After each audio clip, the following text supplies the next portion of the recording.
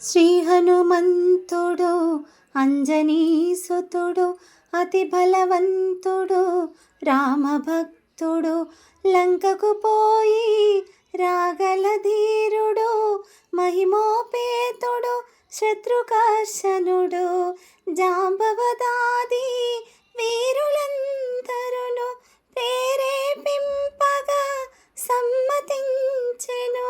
లంకేశ్వరుడు అపహరించిన జానకీ మాత జాడ తెలుసుకొన శ్రీ హనుమాను గురుదేవులు నాయద పలికిన సీత రామకథ నీ పలికెద సీతారామకథ శ్రీ హనుమాను గురుదేవులు నాయద పలికిన సీత రామకథ నీ పలికెద సీత రామకథ.